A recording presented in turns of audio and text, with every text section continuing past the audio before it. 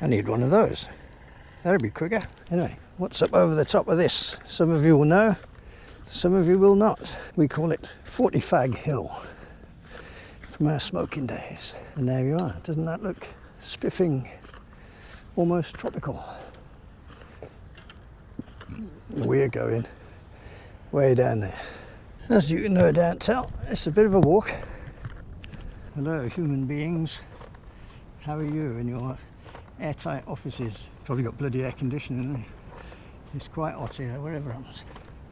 And we're going to go and spin for bass. Right, we're going to scout our way along the surf,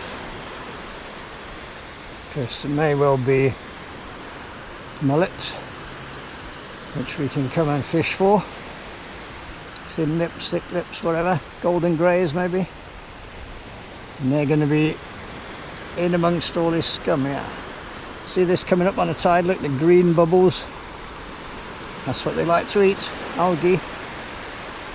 So, we'll toddle along and see what we see. Interesting gully here, look, flowing out, nice and strong. And just out there I can see a mass of small fish. So there might be a bigger one around. I should imagine they're all mullet, but there's hundreds of them. Oop. If that was a mullet, we just ran into him. If it was a bass, we almost hooked him. So good humans, we've reached the Neath estuary and the post we were aiming for, and we will eventually be going down there because the tide's going to be running out until probably another hour and 3/4 yet. You know what Mommy always said, feet are for sand, crocs are for rocks, and we will be on top of those rocks for the rest of the trip. So these will make life a lot easier.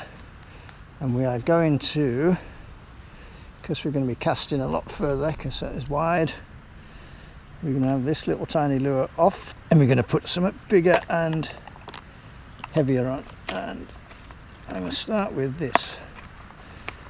I've got the bigger version there and I've got white ones. Yeah, I'm going to start with this one, Rapala. Bigger one there, yellow and whatever, got black minnow. And I've got white ones of these, and they were the killer lures down here at one point. Tiny bit expensive at like 20 quid each, but they would catch the fish. And on one memorable occasion, I had a nice bass of about £5 all the way at the bank, and the hobbit grabbed the leader, and the leader was wrapped around the hooks, and the fish buggered off. A 20 quid lure. I remember that, Mr. Hobbit. Not the lure, 20 bloody quid. So, actually I think that one was bought for me anyway, so I don't know. In those days they were so hot for the bass that that particular one came from Romania. You could not get them in Britain for love nor money. There's a sandbank the other side, but I haven't been here for a long time, so it looks very, very different. Let's see. Yeah, it's all silted up. I know they're thinking of dredging it, and if they did, that would be good.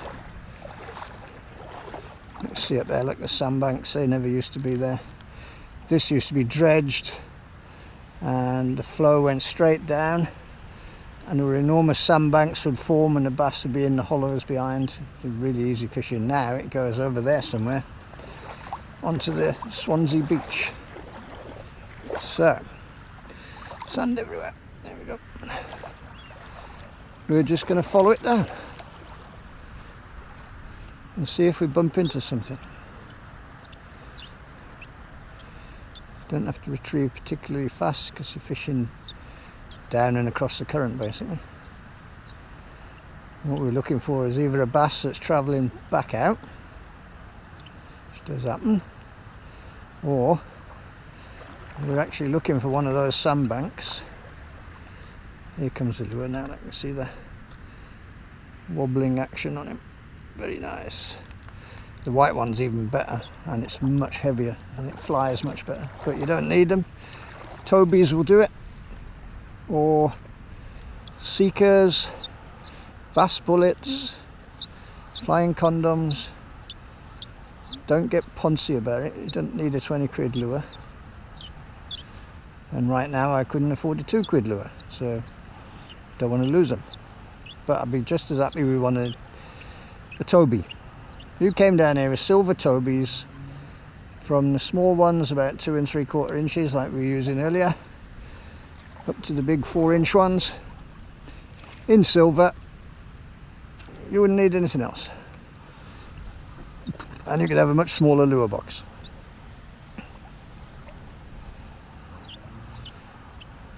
Now, in years gone by, certain people used to fish here and they introduced me to the place. Well done, Colin, if you're watching.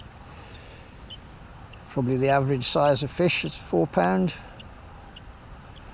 and you could catch quite a few. In fact, we bought a kayak up in here once, and there were so many bass there that I had the lure dangling like it is now above the surface, and there were 4 bass right at the surface with their noses out of the water, more or less, waiting for it to just drop down. All that seems to have gone. All the bigger bass seem to stay up, although we haven't caught any, but you will find videos. Now, I feel this lure bouncing on the bottom, so I don't think it's that deep.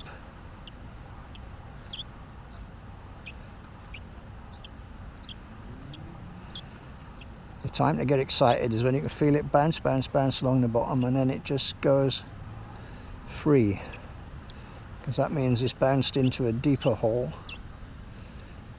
And of course, bass, they're not dull. If there's a deeper bit, they can sit in that, out of the current, and ambush anything that comes drifting down. At least I assume that's what they do. Now, this would be excellent for kayak fishing, except for access.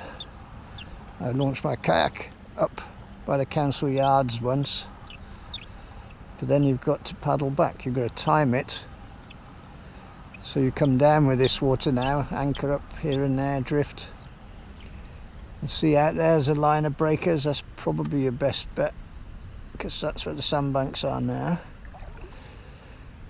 But then you've got to occupy yourself over low water, which I used to do by fishing for hounds. Just take some prawns with me and drop over the side. It's dead shallow, you don't need much lead, and they are ridiculous on a spinning rod. In fact, this rod wouldn't hold them, I'd just take a heavier rod.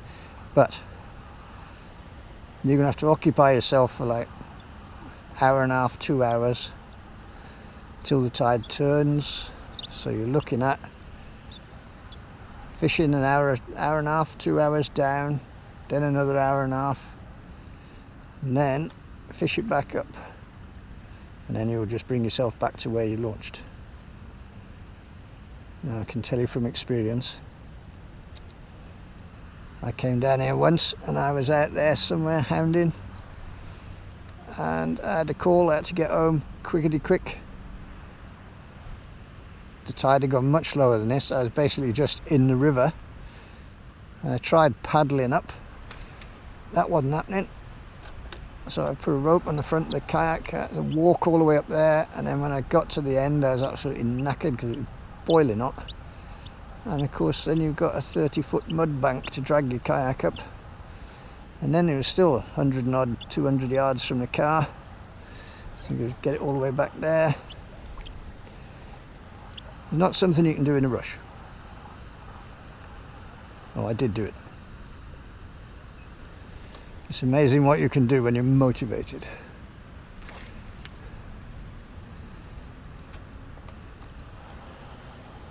You can do things that would normally make you puke.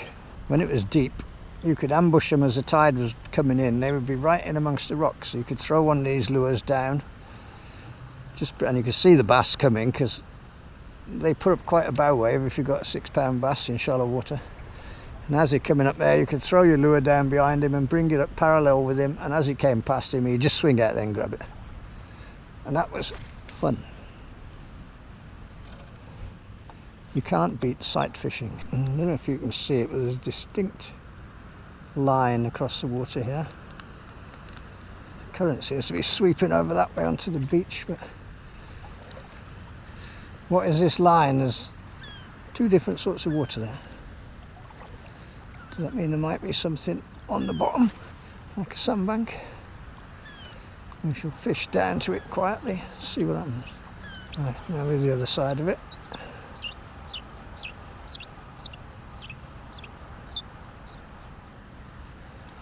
Don't know, let's quietly wander out. Where would the bass be now?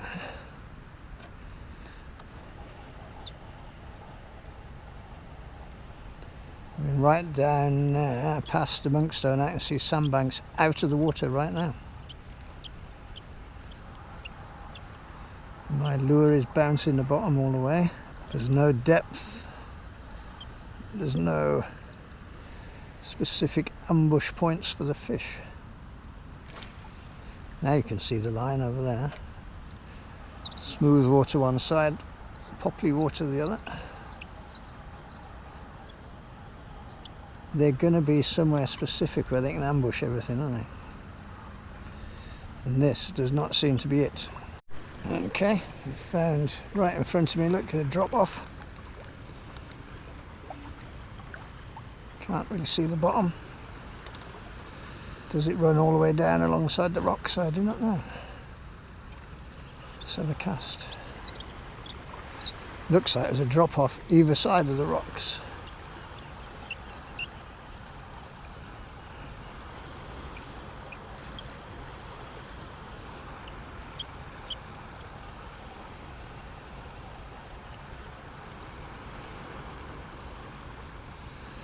So what does that mean? If I go toddling down along here, does it mean we're going to get stuck? Don't think so, because we can just walk. Everything up there is just getting shallower and shallower. So something to bear in mind on the way back though, when the tide's running, coming in, we might not want to be in there. So we have got sandbanks of some sort. Now it's, all of a sudden it's just over ankle deep. But like I say, the tide's still going out and it's only going to get shallower. And you know we're going to have to go down there as far as we can go just to get a look at what's there. There's another line there, perhaps that's where the deeper water is. Chuck the lure down to it.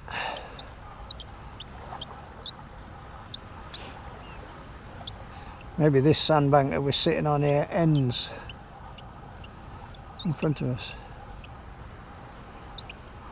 Yeah, right. There was deep water and then the lure hit something. So we'll have a few casts here. So we've got slightly deeper water here, then a sandbank there, then a drop off. But obviously it's the wrong time of the tide now for the bass to be on the drop off, I suppose. This is what we've got to pick our way along, and you've got to do it slowly, which is why you don't want to be caught by the tide, because it's a long old way to dry land. And it used to be, you could cut along the edge of the surf, look, and then in perhaps, but there are channels, and right in front of me here it looks quite deep. So we're going to keep trundling slowly down the rocks. Quite a flow going over these. Probably that side there would be bass at some point. Yeah, switch off. That's the Monkstone in front of us. Okay, made it to the stone. How you doing for battery? You're okay. Now we're on the first lot of sandbanks. They're a bit squishy. I did see a little fish jump over here. Probably a mini bass, perhaps 8 inches, 10 inches. About the same size as my bloody lure.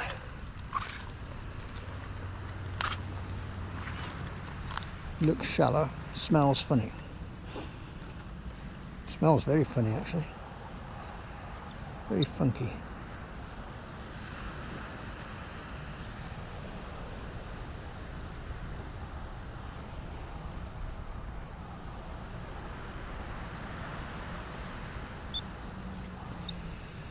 Right, now I can see what that line was. Look, it's actually coming out of the water. So there's a sandbank going all the way around, and the river is heading over onto the beach and down. Everything is very different.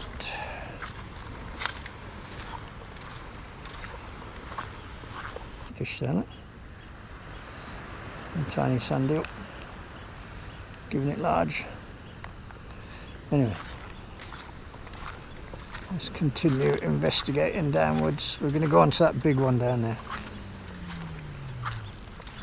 and see what's either side of it. Let's see what the time is. It says 18:42, so low water in 20 minutes, 45 minutes or so. Yeah, call it 40 minutes. My alarm should go off then to let me know. See, it used to run straight down here along these rocks all the way down there, and you could go way out and it'd be a hell of a current. Good old depth, massive sandbanks, bass hiding behind them, cats living with dogs, all simple. And they've stopped dredging it, and now there's hundreds of thousands of tons of sand. You can barely see the rocks now. These used to be like a proper edge and a drop off, whereas now look, it's just almost buried. Because you used to have to pick your way along the tops of the rocks. You couldn't do anything else much, except when the water was off here and it could run down.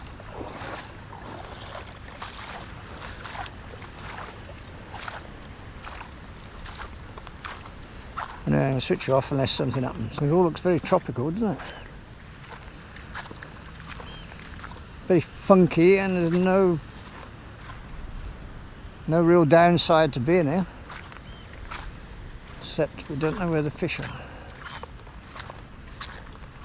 Let's walk along this edge here, my private little atoll, my sand key.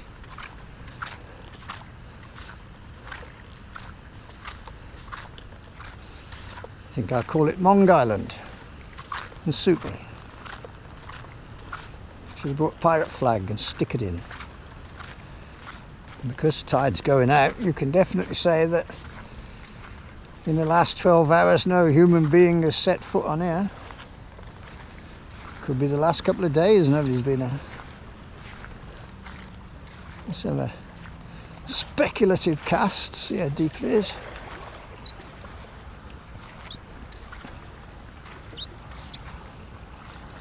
Not very deep by any means.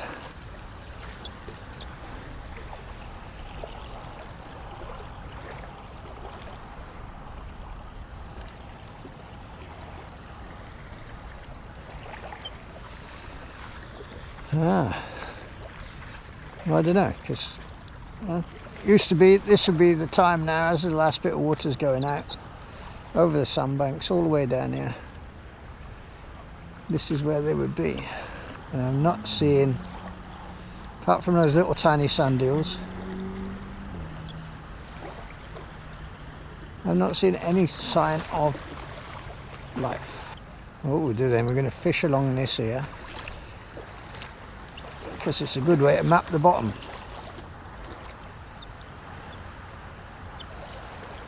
Anywhere where the lure just stops hitting the bottom is a bit deeper.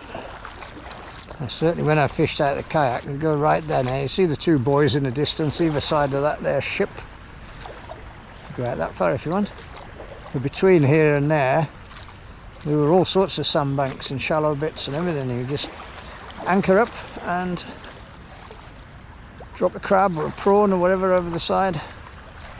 3 or 4 ounces of lead. Catch hounds, no doubt the bass were there as well, but I didn't get any of them. It's not fantastically deep out there.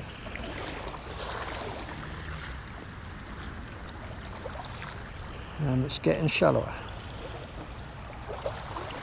Looks like there's a slightly deeper channel 20 yards out. Sandbanks beyond it. It's not looking good, folks. Right, we are a long way from the land now. I just saw a tiny fish jump over there. and we've got the usual bit of a drop off towards the rocks.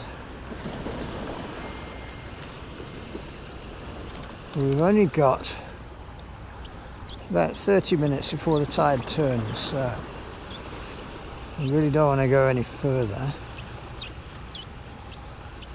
even though there's another sandbank there and then another one beyond it.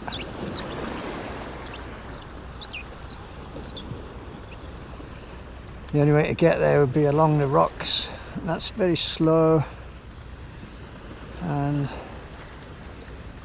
put us at a bit of risk. We should have done that earlier. If we'd have gone out there straight away half an hour ago, yeah, we might have gone out there and had a couple of casts.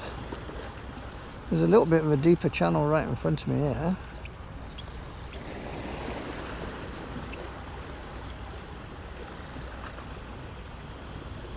And presumably Mr. Bass could show up anyway. They'd be safe enough here because the water's not going to go out much further, if at all.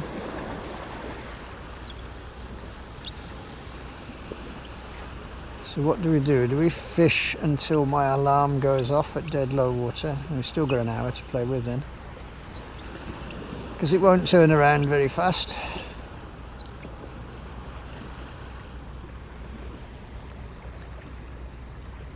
If we go back a bit, we could perhaps get on and fish the other side. Find a bit of shallower water to get across.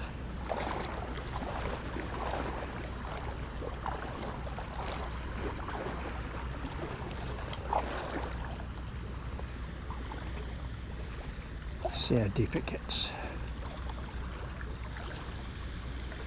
Only knee deep.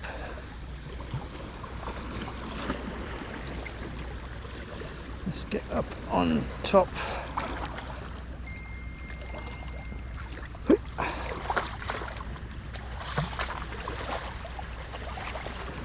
doesn't look very deep on the other side of it.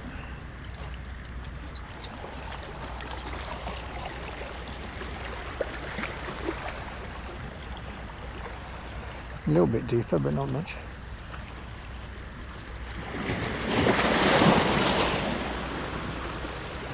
There you are, you're back. Right, it's not quite low water yet, but all of a sudden it feels different. These waves here have been coming through here, which they weren't doing earlier.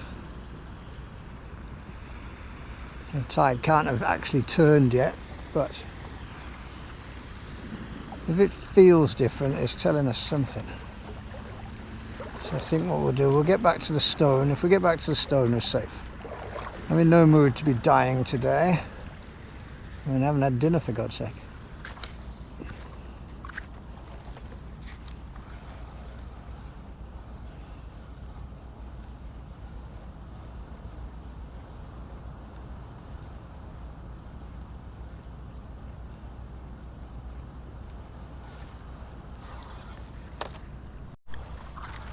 Well, what have we got here? We have got the world's smallest mini bass. He's nearly as big as, he's almost as big as the lure. Are we going to count that as a success or not? I don't bloody know. Go on, off you go. He's basically twice the size of that. Suppose at least he turned up. And he was a bona fide bass, you can't deny it. I could have photographed him from the right angle, he would have looked huge. As in like 8 inches instead of 6. And you can see what that line was now. Look, there is a big sandbank there. Bit of a drop off behind it, but there were no fish there. Right, and the only realistic hope we got now is, oh, that was a good splash somewhere, is to wait for the tide to turn. Maybe it'll bring some fish up. So if we do decide to do that, you'd better have a new battery. So off we go for a minute. This is the ground that we waded over earlier. There's the big sandbank there. There's a little one there, look. Something to remember, but it's not much of a drop the other side of it. I mean, yeah, there is enough room there for a bass to lie below that, but if you remember when I was here, it was only knee deep. So would they bother? If the water's knee deep here, and then the other side it's a whole 8 inches deeper. So the sandbanks we used to fish were much bigger, because this now is the main channel of the River Neath as it is now. Up there, look, you can see a feature where the water's coming over. See, we're actually on the opposite bank now. We're on the Swansea beach side. Those rocks there, Port Talbot side.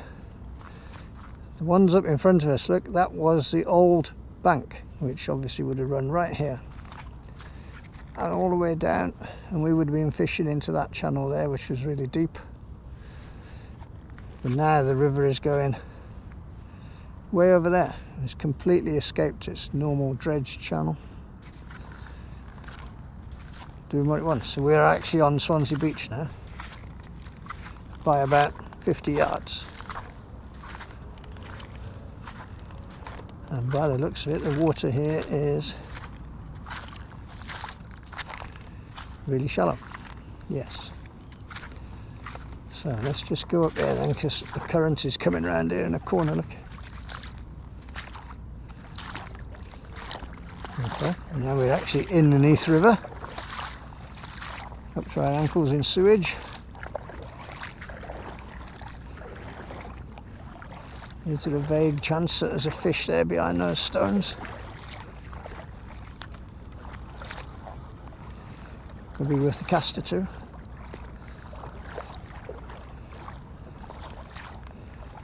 No, I'm betting it's bloody shallow.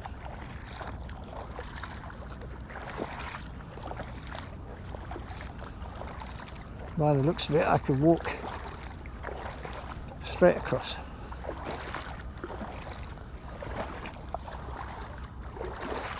And there you go, there's the main channel right in front of us now.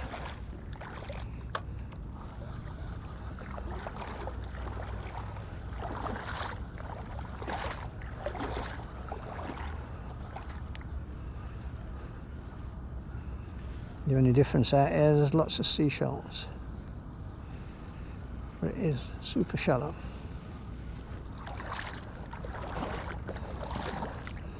Most of them seem to be in my crocs, and that water looks to be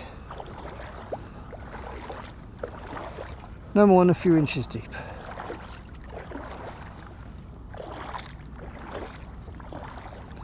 Yeah, super duper shallow. Not much use then, is it?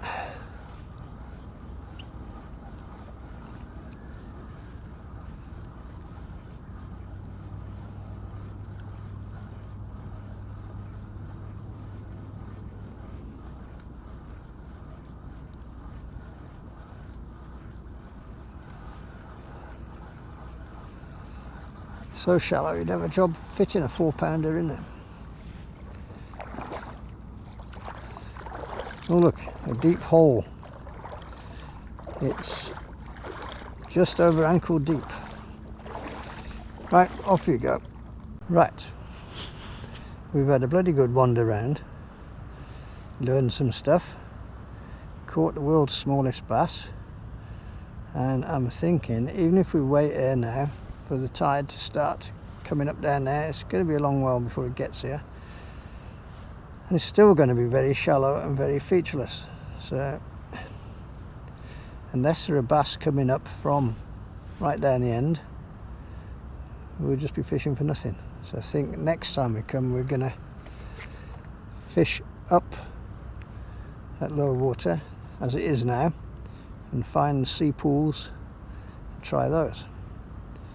Can't be any worse. So I am going to fish my way back around the curve there as the tide's just starting to make, but I'm not going to switch it back on unless something actually happens. So chin chin, ta-ta for now.